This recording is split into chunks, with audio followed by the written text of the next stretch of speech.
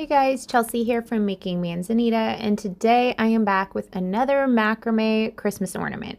Okay, for this one you're going to need cinnamon sticks, some regular twine or string, scissors, and macrame cording. And you want to start by adding your hanger to the cinnamon stick. So to do this, you just want to, you can either cut the piece first or leave it on the strand like I did. But you just want to make a few inches little hanger, and I just knotted mine and then I twisted the knot around so it was inside the little folds of the cinnamon stick so it was hidden. But if you didn't want to mess around with that, you could also tie a bow up at the top and leave that exposed.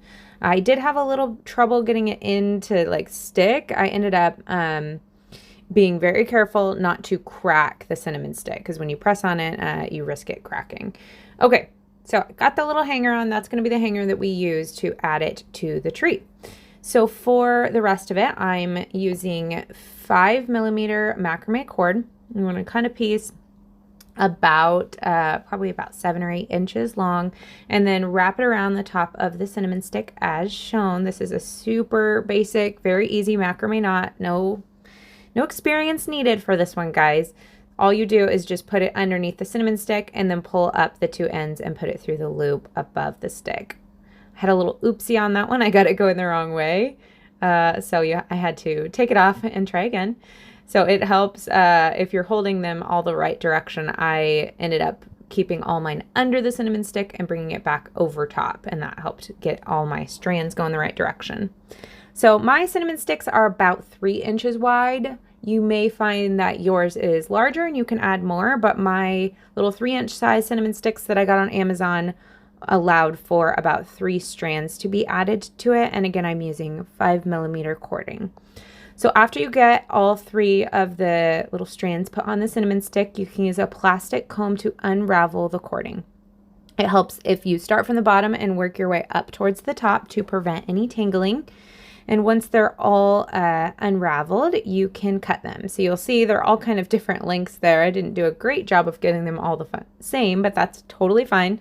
At first, I tried out this kind of asymmetrical look with them cut at one angle, and that looked super cute, and you could totally leave it like that.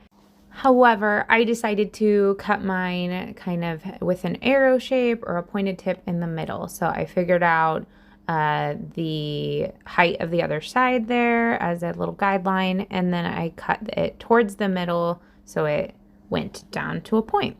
So that was another way to do it. You could also cut it all the way straight across. So several different ways that you can modify this to make it work for you, but I really liked the way that little pointed tip looked on it.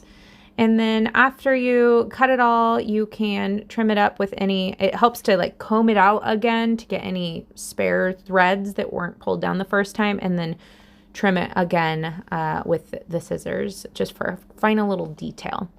And this is how it turned out when it was all done. I absolutely love how they look. I made a few of them. And then I'm also sharing these other macrame ornament ideas in other videos. If you want to take a look at those, I made this fun little angel one and the Christmas tree, and they all look so good together on our Christmas tree in our bedroom, which we added for the first time this year.